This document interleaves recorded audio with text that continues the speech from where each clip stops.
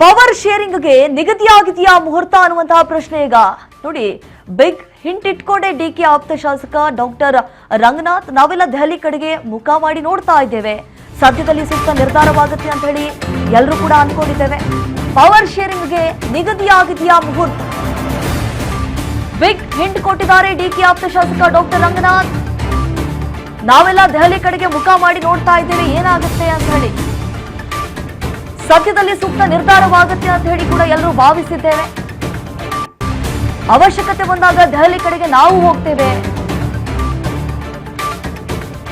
ಒಡಂಬಡಿಕೆ ಏನಾಗಿದೆ ಅಂತ ಇಬ್ರು ಹೇಳಿದ್ದಾರೆ. ಡಿಕೆ ಸಿಎಂ ಆಗುವ ಬಗ್ಗೆ ವರಿಷ್ಠರು ಕೂಡ ನಿರ್ಧಾರ ಮಾಡ್ತಾರೆ. ಪವರ್ ಶೇರಿಂಗ್ ಬಗ್ಗೆ ಮಾತನಾಡದಂತೆ ಹೇಳಿದ್ದಾರೆ. ಹೈಕಮಾಂಡ್ ನಾಯಕರು ಹೇಳಿದಂತೆ ನಾವು ಕೇಳ್ತೀವಿ. ಹೈಕಮಾಂಡ್ ನಾಯಕರು ಏನು ಫೈನಲ್ ಮಾಡ್ತಾರೆ ಅದಕ್ಕೆ ನಾವು ಬದ್ಧ ಅನ್ನುವಂತಹ ರೀತಿಯಾಗಿ ಡಾಕ್ಟರ್ ರಂಗನಾಥ್ ಅವರು ಮಾತನಾಡಿದ್ದಾರೆ. ನಮ್ಮ ಒಬ್ಬ ಶಾಸಕನಾಗಿ, ಒಬ್ಬ ಕಾಂಗ್ರೆಸ್ ಪಕ್ಷದನಾಗಿ ನಾವೆಲ್ಲ ಶಿಸ್ತಲ್ಲಿರುವಂತ ಹಿನ್ನೆಲೆಯಲ್ಲಿ ಎಲ್ಲದಕ್ಕೂ ಹೈಕಮಾಂಡ್ ಅವರು ತೆಗೆದುಕೊಂಡಂತ ನಿರ್ಧಾರಕ್ಕೆ ತಲೆ ಬಾಗಿಸಿ ನಾವು ಶಿರಸಾ ವಹಿಸಿ ಪಾಲಿಸ್ತೇವೆ. ಈಗ ನಿಮ್ಗೆಲ್ಲ ಗೊತ್ತಿದ್ದಂತೆ ಒಡಂಬಡಿಕೆ ಆಗಿದೆ ಅನ್ನೋ ಮಾತನ್ನ ಇಬ್ರು ಹೇಳಿದ್ದಾರೆ. ಸೊ ಹಾಗಾಗಿ ಅದೇನಾಗಿದೆ ಅನ್ನೋದನ್ನ ಹೈಕಮಾಂಡ್ ಅವ್ರ ಮುಂದೆ ಆಗಿರೋಂಥದ್ದನ್ನ ಅದನ್ನ ಅವರು ಬಗೆಹರಿಸ್ತಾರೆ ಅನ್ನೋ ಭಾವನೆಯಲ್ಲಿ ನಾವು ಆ ಕಡೆ ದೆಹಲಿ ಕಡೆ ಮುಖ ಮಾಡಿ ನೋಡ್ತಾ ಇದ್ದೇವೆ. ಸದ್ಯದಲ್ಲೇ ಅತಿ ಸೂಕ್ತವಾದಂಥ ಸೂಕ್ತ ಸಮಯದಲ್ಲಿ ನಿರ್ಧಾರ ಆಗುತ್ತೆ ಅಂತ ನಾವು ಭಾವಿಸ್ತೇವೆ. ನಾವು ಅಫ್ಕೋರ್ಸ್ ಅವಶ್ಯಕತೆ ಬಂದಂಥ ಸಂದರ್ಭದಲ್ಲಿ ಹೋಗೋಂಥ ಸಂದರ್ಭದಲ್ಲಿ ನಾವೆಲ್ಲ ಹೋಗ್ತೇವೆ. ಅದನ್ನೆಲ್ಲ ಹೈಕಮಾಂಡ್ ನಿರ್ಧಾರ ತೆಗೆದುಕೊತಾರೆ. ನನ್ನ ವೈಯಕ್ತಿಕ ಆಲೋಚನೆಗಳು ನಿಮಗೆಲ್ಲ ಗೊತ್ತಿದೆ. ಸೊ ಅದನ್ನೆಲ್ಲ ಬಾಯ್ಬಿಟ್ಟು ಹೇಳೋಂಥ ಅವಶ್ಯಕತೆ ಇಲ್ಲ. ನನಗೂ ಸಹ ಚೀಫ್ ಮಿನಿಸ್ಟರ್ ವಿಚಾರದಲ್ಲಿ ಮಾತನಾಡಬಾರ್ದು ಅಂತ ಹೇಳಿ ನೋಟಿಸ್ ಕೊಟ್ಟಿದ್ದಾರೆ. ಸೊ ಹಾಗಾಗಿ ನಾನು ಅದ್ರ ಬಗ್ಗೆ ಜಾಸ್ತಿ ಮಾತಾಡಕ್ಕೆ ಹೋಗೋದಿಲ್ಲ.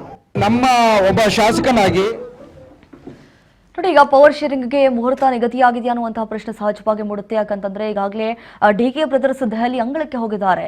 ಅವರು ಈಗಾಗಲೇ ಸಿಎಂ ಸ್ಥಾನಕ್ಕೂ ಕೂಡ ಬಿಗಿಪಟ್ಟನ್ನ ಹಿಡಿದಿದ್ದಾರೆ. ಶತಾಯಗತಾಯವಾಗಿ ಈ ಸ್ಥಾನವನ್ನ ಹೇಗಾದ್ರೂ ಮಾಡಿ ಗಿಟ್ಟಿಸಿಕೊಳ್ಬೇಕು ಅನ್ನುವಂತಹ ನಿಟ್ಟಿನಲ್ಲಿ ಸಾಕಷ್ಟು ರೀತಿಯಾದಂತಹ ರಣತಂತ್ರವನ್ನ ಕೂಡ ಹೆಣೆಯುವಂತಹ ಕೆಲಸ ಆಗ್ತಾ ಇದೆ. ಯಾಕಂತಂದ್ರೆ ಈಗಾಗಲೇ ಹೈಕಮಾಂಡ್ ನಾಯಕರು ಹೇಳಿದಾಗೆ 2.5 ವರ್ಷ ಸಿಎಂ ಸಿದ್ದರಾಮಯ್ಯ ಅವರು ಆ ಸ್ಥಾನವನ್ನು ನಿಭಾಯಿಸಿದರೆ ಇನ್ನುಳಿದಂತಹ 2.5 ವರ್ಷ ಆ ಒಂದು ಸ್ಥಾನವನ್ನು ಡಿಸಿಎಂ ಡಿಕೆ ಶಿವಕುಮಾರ್ ಅವರಿಗೆ ಕೊಡಬೇಕು ಅನ್ನುವಂತಹ ಮಾತಿತ್ತು. ಆದ್ರೆ ಇನ್ನೂವರೆಗೂ ಕೂಡ ಕೊಟ್ಟಿಲ್ಲ. ಆಲ್ಮೋಸ್ಟ್ 3 years ಆಗ್ತಾ ಬರ್ತಾ ಇದೆ.